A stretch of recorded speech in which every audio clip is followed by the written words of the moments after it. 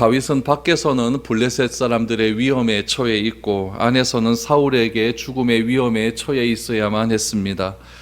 다윗이 지금 처해 있는 상황은 진퇴의 양난입니다. 그런데 참 이상한 것은 무엇이냐면은 다윗이 지금 성령 충만한 상태에 있다라는 것이죠. 성령 충만한 상태에 있으면 무엇인가 좀 잘 해결되어야 될 것 같은 그런 일이 있어야 되는데 쉽지 않은 현실에 직면해 있다라는 것이죠. 우리가 걸어가야 하는 신앙의 길이 이렇습니다. 안에서도 어려움 당할 수가 있고 밖에서도 어려움 당할 수도 있습니다. 늘 고난과 어려움이 우리 가운데 있습니다. 그러므로 우리가 신앙의 길을 알고 가는 것과 모르고 가는 것에는 큰 차이가 있다라는 것을 우리는 기억을 해야 됩니다. 신앙생활에도 어려움은 늘 우리 가운데 있다라는 것을 알고 가게 된다면은 그 어려움을 하나님께서 어떻게 해결해 주시고 어떻게 풀어 주시고 어떻게 인도해 주시는가를 우리는 성경을 통해서 발견할 수가 있습니다. 사울은 요나단 앞에서 내가 절대로 다윗을 죽이지 않겠다라고 맹세를 했습니다. 그러나 사울이 한 맹세 그렇게 오래가지 않습니다. 우리의 마음의 결단을 가지고 신앙생활을 한다면 쉽지가 않습니다. 그러나 우리의 연약한 마음을 하나님의 말씀에 붙들기 위해 신앙생활을 한다면은 여러분 결과는 달라집니다.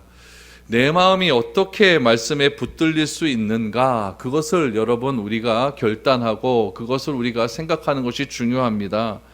성경을 읽으면서 내 마음에 드는 그런 말씀만 찾는 것이 아니라 내 뜻을 이루기 위해서 기도하는 것이 아니라 말씀을 기도의 기준으로 삼고 내 마음을 붙들기 위해 내 몸을 복종시키는 것 그것이 여러분 우리 신앙생활 속에서 우리가 고난을 이길 수 있는 유일한 비결이라는 것을 여러분 꼭 기억하시기 바랍니다. 이런 삶을 살면 인정받는 일이 좀 일어나야 될 것 같은데 오히려 고난과 어려움은 더 심하게 올 수 있다는 것이 오늘 본문에서 우리에게 알려주는 내용입니다. 오늘 다윗을 한번 보십시오. 다윗의 삶, 하나님께 붙들림 바 되었고 자기의 뜻에 의해서 왕이 된 것도 아니고 하나님에 의해서 기름 부음을 받아 왕위로 책정을 받은 그런 다윗에게 어떤 일이 일어나는지 오늘 본문을 통해서 한번 살펴보았으면 좋겠습니다. 우리 9절 말씀만 보시기 바랍니다. 사울의 손에 단창을 가지고 그의 집에 앉았을 때에 여호와께서 부리시는 악령이 사울에게 접하였으므로 다윗이 손으로 수금을 탈 때에 사울이 단창으로 다윗을 벽에 박으려 하였으나 그는 사울의 앞을 피하고 사울의 창은 벽에 박힌지라 라고 했습니다. 여러분 이러한 일이 일어나는 원인은 어디에 있었느냐? 여인들의 노래 사건 이후에 계속해서 일어난 사건입니다. 사울의 다윗의 기도가 다시 재현되는 것을 오늘 본문을 통해서 알 수 있습니다. 그 이유를 성경은 무엇이라고 이야기하고 있냐면은 악령의 영향이다라고 말을 하고 있죠. 여호와께서 부리시는 악령이 사울에게 접하였으므로라고 말을 합니다. 사울이 직접 창으로 다윗을 향해 던지고자 하는 그런 시도가 일어났던 것이죠. 이렇게 사울이 다시 악령의 영향을 받는 주된 이유는 무엇이냐면은 우리 지난주에 보았던 19장 8절 말씀에 보면 다윗이 형통하게 되었고 성공의 가도로 달리기 때문이다라고 성경은 말합니다. 사울은 하나님께 버림받았다라고 하는 심한 컴플렉스에 지금 사로잡혀 있습니다. 또 다윗이 자신의 왕자를 노리고 있다는 강박관념이 다 사울의 마음 가운데 있습니다. 또 대백성들의 마음은 온통 다윗에게로 향해 있다라고 하는 피해의식이 시기와 질투로 지금 일어나고 있는 현실 아니겠습니까?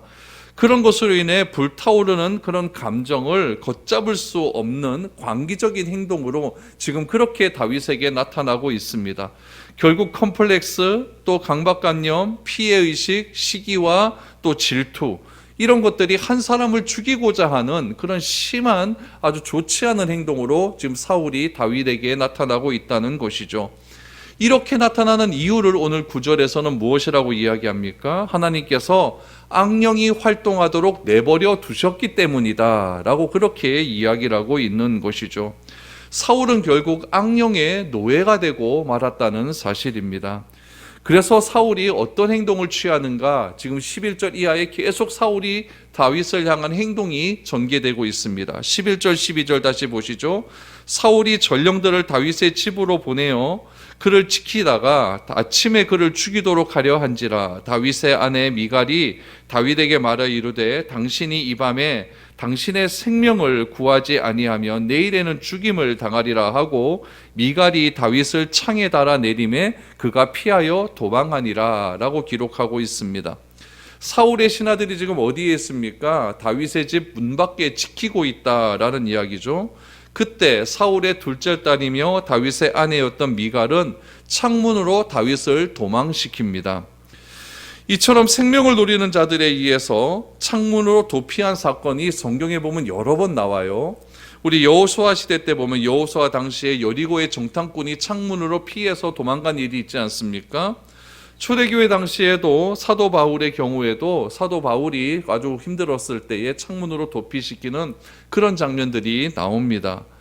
이렇게 여러 번 창문을 통해서 다윗이 여러 또 사람들이 도망가는 장면들이 나와 있는데, 이때 다윗이 절박한 자신의 상황을 하나님께 토로한 시편이 나옵니다. 다윗의 마음이 도대체 어떠했을까? 오늘 본문에는 전혀 등장하지 않고 있는데 시편 59편에 보면은 이때의 다윗의 마음을 그대로 지금 표현을 하고 있습니다. 우리 시편 59편 1절과 2절 말씀을 한번 보시기 바랍니다. 이렇게 기도합니다. 나의 하나님이여, 나의 원수에게서 나를 건지시고 일어나 치려는 자에게서 나를 높이 드소서. 악을 행하는 자에게서 나를 건지시고 피 흘리기를 지기하는 자에게서 나를 구원하소서라고 이야기합니다. 여러분, 여기서 우리와의 차이점을 좀 발견할 수 있어야 돼요. 우리는 이런 일이 생기면 그 사람과 찾아가가지고 멱살을 잡죠. 근데 다윗은 어떻게 하느냐? 나의 하나님이여 라고 이야기를 합니다. 자신의 모든 감정을 누구에게 토해내고 있느냐? 하나님께 토해내고 있습니다. 나의 하나님이여, 나의 하나님이여, 일어나 나를 치료하는 자에게서 나를 건져 주시옵소서라고 그렇게 기도를 하는 거죠. 그러면서 59편 3절 4절을 보십시오. 자신의 처한 현실을 이렇게 이야기합니다. 그들이 나의 생명을 해하려고 엎드려 기다리고, 그렇죠? 오늘 말씀과 그대로고 있죠. 엎드려 기다리고 강한 자들이 모여 나를 치려하오니 여호와여, 이는 나의 잘못으로 말미암음이 아니요 나의 죄로 말미암음도 아니로소이다. 내가 허물이 없으나 그들이 달려와서 스스로 준비하오니 주여 나를 도우시기를 위하여 깨어 살펴 주소서라고 말합니다. 지금 억울하다는 이야기예요. 여러분들에게 억울한 일이 있으면 어떻게 하나님께 기도할까요? 하나님 이러시면 되겠습니까? 라고 하면서 하나님께 고함도 치고 막 고함도 치면서 하나님 이건 아니지요 라고 이렇게 하나님께 원망과 불만을 토해낼 수도 있습니다. 그러나 다윗의 모습에서 우리가 주목해야 될 점은 무엇이냐면은 자신을 해하려고자 하는 사울을 향해 대항하지 않았다라는 점입니다. 이것이 참 대단한 것 같아요. 우리는 수단과 방법을 가리지 않고 그 사람을 대항하고 그 사람에게 어떻게 해서든지 그 사람을 어떻게 하나님 좀 어떻게 해주십시오 라고 할 텐데, 다윗은 전혀 자기의 힘으로 대항하려고 하지 않는 그런 모습을 보여줍니다. 다윗이 기도하면서 자신의 속마음을 말하는 대상은 사람이 아니라 하나님이라는 사실을 기억하시기를 바랍니다. 여러분, 우리도 그런 일이 있을 수 있잖아요. 특별히 잘못한 일이 없는데 나에게 좋지 않은 일이 일어난다면 얼마나 억울하고 괴롭겠습니까? 그런 마음을 다윗은 온전히 하나님께 아뢰입니다. 그리고 고하고 있죠. 그래서 하나님으로부터 해결해 달라고 하는 기도를 합니다. 우리 시편 59편 제일 마지막에 보면 다윗이 이렇게 시편을 마무리 짓고 있습니다. 16절 17절 말씀해 보니까 이렇게 마무리해요. 나는 주의 힘을 노래하며 아침에 주의 인자하심을 높이 부르오리니 주는 나의 요새이시며 나의 환난 날의 피난처이심이니이다. 나의 힘이시여 내가 주께 찬송하오리니 하나님은 나의 요새이시며 나를 긍휼히 여기시는 하나님이시니이다 라고 고백합니다. 여러분, 16절 17절 말씀을 자세히 보니까 지금 다윗은 하나님께서 반드시 고쳐주실 것이다, 하나님께서 이 어려움을 해결해 주실 것이다 라고 하는 믿음으로 기도하고 있는 거예요. 하나님이여 주의 힘을 내가 아침마다 노래한대요. 여러분, 이럴 수 있을까요? 아침마다 힘들어 죽겠는데 아침마다 하나님이여 하나님이여 주는 나의 피난처가 되십니다, 아침마다 이렇게 고백할 수 있을까요? 주의 인자하심을 노래할 수 있을까요? 주는 나의 요새이시며 나의 환난 날의 피난처이시다, 아침마다 이렇게 노래할 수 있을까요? 여러분, 이거는 쉽지 않은 일입니다. 그러나 다윗은 하나님께서 반드시 사울의 손에서 나를 건져 주실 수 있는 그런 분임을 그렇게 고백하고 있는 겁니다. 그래서 내가 아침마다 주의 이름을 노래하고 아침마다 내가 찬송할 수 있는 이유는 무엇이냐? 하나님은 나의 요새이시며 나를 긍휼히 여기시는 하나님이기 때문이다 라고 그렇게 말을 하면서 시편 59편 말씀을 마무리하고 있습니다. 여러분, 우리가 다윗과 같은 형편에 있었을 때, 아무리 해도 되지 않을 때에 우리는 하나님을 향해 어떤 태도를 보여야 될까요? 제가 예전에도 말씀을 한번 드린 것 같은데, 믿음이라는 것은 하나님을 향한 나의 태도다라고 말씀을 드렸습니다. 믿음은 하나님을 향한 나의 태도입니다. 하나님께 내가 어떤 태도를 보이고 있는가, 그것이 우리의 참된 믿음의 본질이라는 것을 우리는 꼭 기억을 해야 될 줄로 믿습니다. 여러분, 지금 밤에 지금 사울이 보낸 군사는 내 집 문 앞에 딱 버티고 있습니다. 아침이 되면은 문을 열고 들어와서 나를 죽이려 합니다. 그때 다윗의 아내였던 미가의 도움으로 다윗은 탈출에 성공할 수 있었습니다. 미가는 다윗을 피신시킨 후에 다윗이 도망갈 수 있는 시간을 벌기 위해서 이렇게 꾀를 냅니다. 어떤 꾀를 낼까요? 13절 14절에 보니까 미갈이 이런 꾀를 냅니다. 미갈이 우상을 가져다가 침상에 누이고 염소털로 엮은 것을 그 머리에 씌우고 의복으로 그것을 덮었더니 사울의 전령들을 보내어 다윗을 잡으려 하며 미갈이 이르되 그가 병들었느이다 라고 말합니다. 미갈은 다윗이 아파서 침대에 누워 있는 것처럼 그렇게 꾸며 놓았다라고 말을 하죠. 우상을 가져다가 침대에 누리고 우상에 머리털이 없으니까 염소털로 머리카락을 만들고 다윗의 옷을 가져다가 그 우상을 덮어 놓았다라고 말을 하는 것이죠. 그러면서 사울이 전령들을 보내어서 다윗을 잡아와라 라고 했더니 미갈이 말하면서 그가 병들었나이다 라고 말을 합니다. 여러분, 왕의 딸이 내 남편이 병들었습니다 라고 이렇게 말을 할 때 병사들이 뭐라고 말을 할 수가 있을까요? 그거 안 됩니다 이렇게 말할 수 있을까요? 그렇게 못하니까 다시 사울에게 간 겁니다. 다윗이 병들어 누워있다라고 말을 했습니다 라고 했더니 사울이 뭐라고 고함을 치는지 아십니까? 침대 채로 들고 와라 라고 고함을 칩니다. 15절 16절 보십시오. 사울이 또 전령들을 보내어 다윗을 보라 하며 이르되 그를 침상 채 4개로 들고 오라. 내가 그를 죽이리라. 전령들이 들어가 본즉 침상에는 우상이 있고 염소털로 엮은 것이 그 머리에 있었더라 라고 말합니다. 사울의 병사들이 다윗의 집으로 가서 침대에 누워있는 것을 확인해 보니까 다윗은 없고 우상만 있습니다.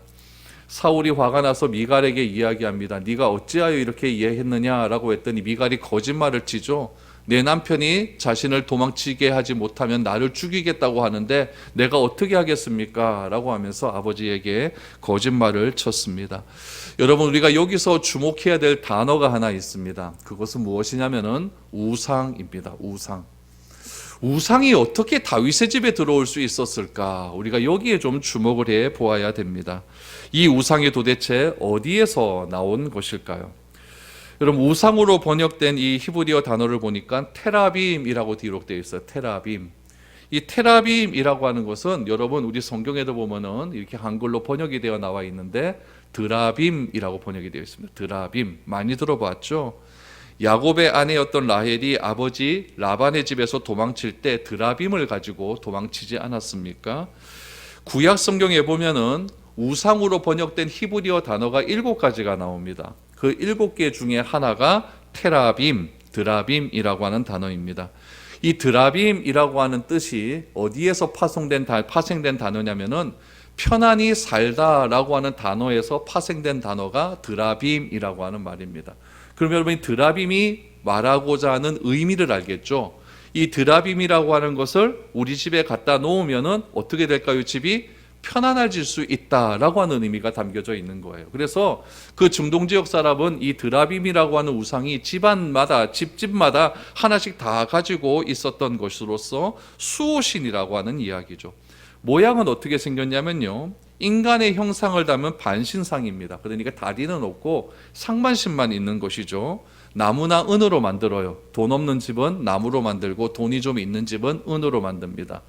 그래서 크기는 어느 정도 되냐면은 야곱의 아내였던 라헬이 자기 아버지 집으로 도망칠 때에 이 드라빔을 어디에 숨겼냐면은 낙타 안장에 숨겼어요. 그러니까 그 집에 갖고 있는 것은 굉장히 작은 드라빔이었죠. 아주 작은 드라빔입니다.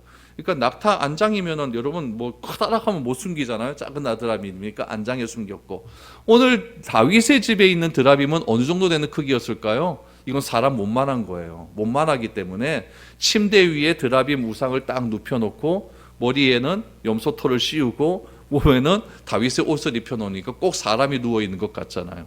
그러니까 다윗의 집에는 굉장히 큰 드라빔이 있었다라는 것이죠. 이 가정 내에 드라빔을 누가 소유하느냐에 따라서 가정의 주도권이 달라집니다. 그래서 그 드라빔을 소유한 사람은 가정의 지배권이 있는 사람이에요. 그럼 보통 누가 가지고 있을까요? 남자가 가지고 있겠죠. 아버지가 갖고 있거나 남편이 갖고 있거나. 또 그 드라빔을 가지고 있는 사람은 그 집안에서 가장 재산이 많은 사람입니다. 그러니까 아버지가 갖고 있으니까 이 드라빔을 가지고 이 가정의 모든 것들을 다스리고 지배하는 그런 풍습들이 그 당시에 있었다라는 거예요. 이런 드라빔에 대한 이야기가 사사기에도 보면 나옵니다. 우리 사무엘상 뒤에 보면 이제 사무엘상 앞에 보면 사사기가 나오는데, 여러분 여호수아 시대를 지나면서 사사기가 나오고 사사기 시대를 지나면서 이제 사무엘상 시대로 이렇게 넘어가지 않습니까? 지나가지 않습니까? 이 사사기 시대 때 이 드라빔이 어떻게 나오는지 한번 보시길 바랍니다. 사사기 17장 5절 말씀에 보면은 사사 시대가 다 끝나고 뒤에 보면 에피소드 2개가 나오는데 그때 이야기입니다. 그 사람 미가에게 신당이 있으므로, 그러니까 미가의 개인적인 점치는 집이 하나 있었다는 이야기예요. 신당이 있으므로 그가 에봇과 드라빔을 만들고 한 아들을 세워 그의 제사장으로 삼았더라라고 말하죠. 그러니까 그 점집 하나 만들어 놓고 점집의 주인이 없으니까 이 점집 만든 어머니가 누구를 그 점집의 주인으로 만들어 버립니까? 무당으로 자기 아들을 만들어 버린 거예요. 아들을 만들어 버려 놓고 아들에게 뭔가 좀 신이 하나 있어야 될 것 아닙니까? 그 신을 드라빔을 딱 이렇게 거다 신상에다가 내어 놓았다라고 이렇게 말을 하고 있는 거죠. 그러니까 이 드라빔이라는 것이 사사시대 또 계속 이렇게 전통적으로 이어져 왔다라는 것을 알 수가 있어요. 또 사사기 18장 말씀 한번 보실까요? 사사기 18장 20절에 보니까 그 제사장이 마음에 기뻐하여 에봇과 드라빔과 새긴 우상을 받아가지고 그 백성 가운데로 들어갔다, 이 말이 중요한 것이죠.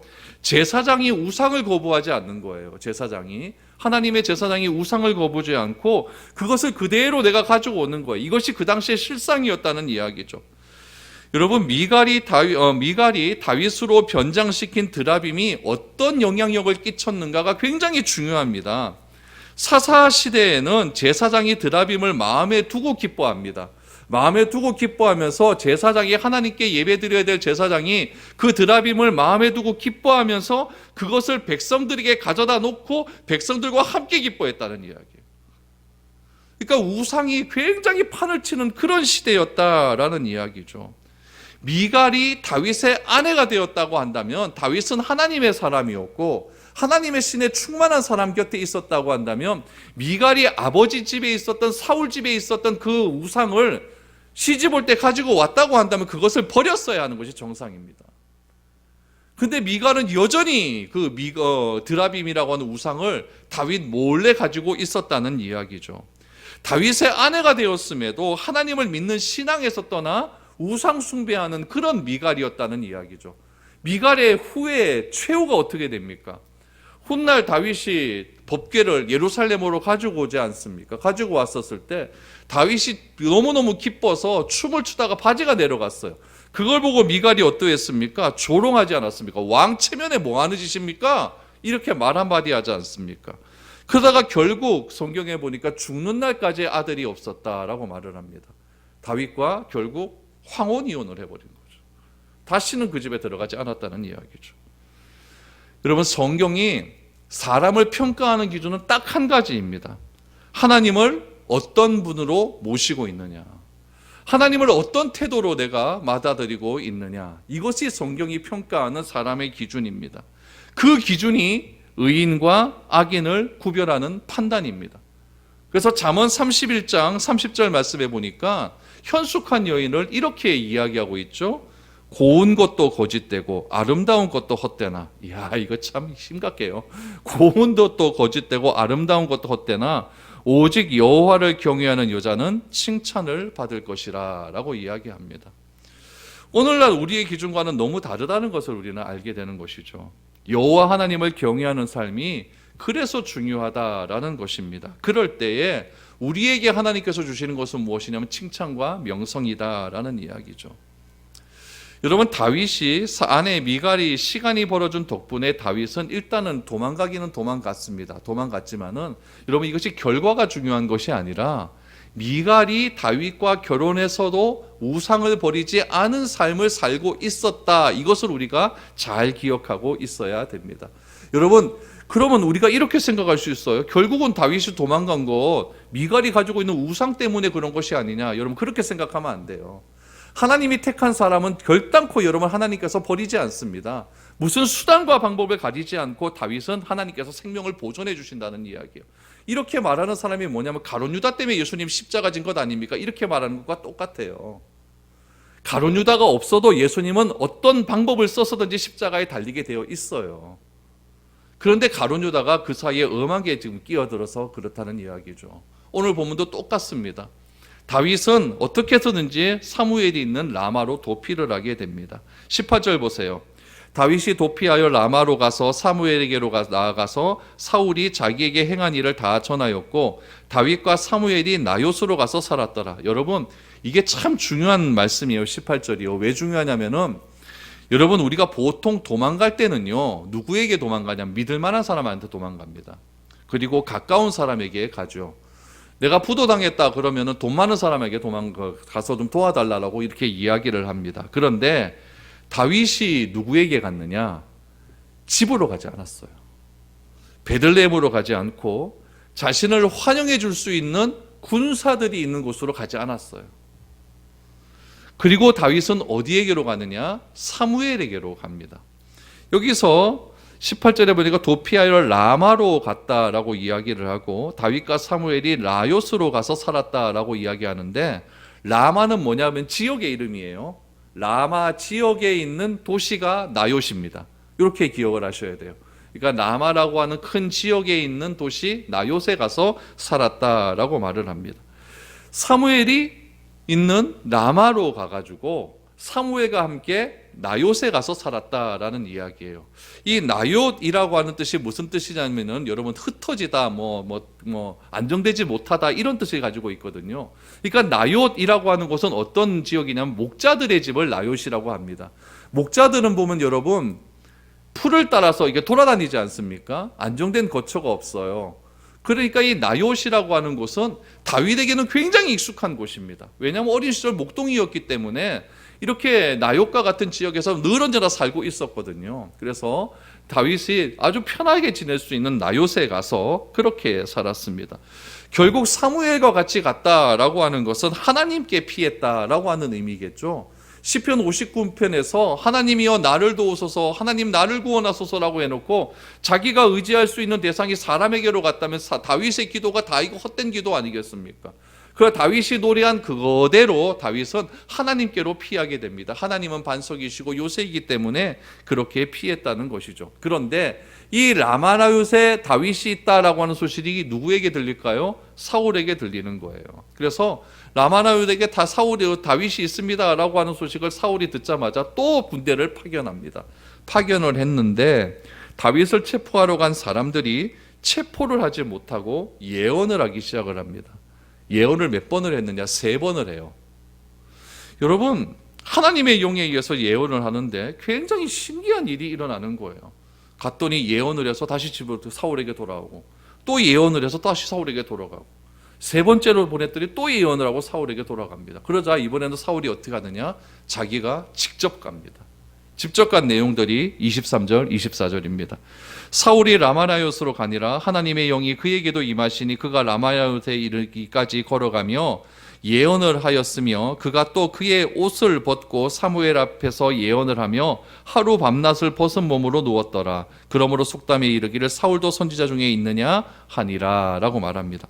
여러분, 사울이 예언했던 얘기가 사무엘상 10장에도 나옵니다. 그때는 언제였느냐? 사울에게 기름 부음을 받을 때 예언을 했죠.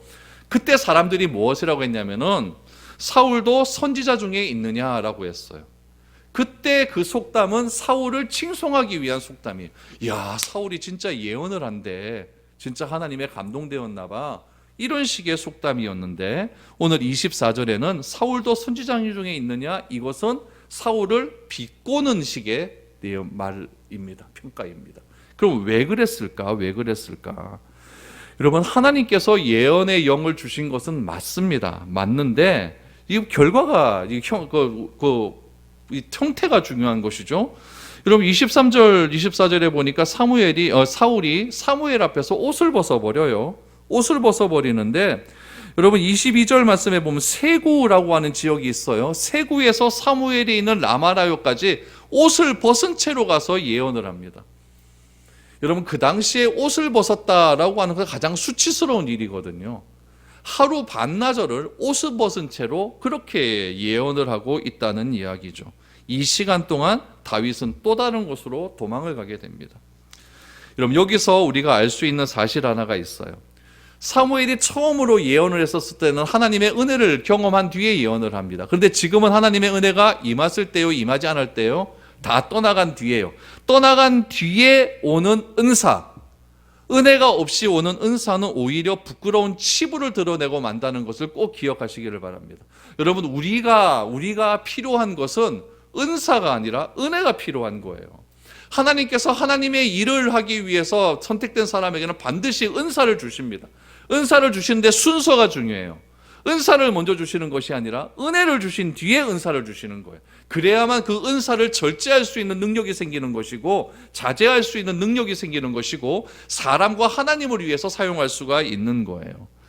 그러나 은혜가 없는 은사는 오히려 우리에게 해가 되는 경우가 많습니다. 사울을 보세요.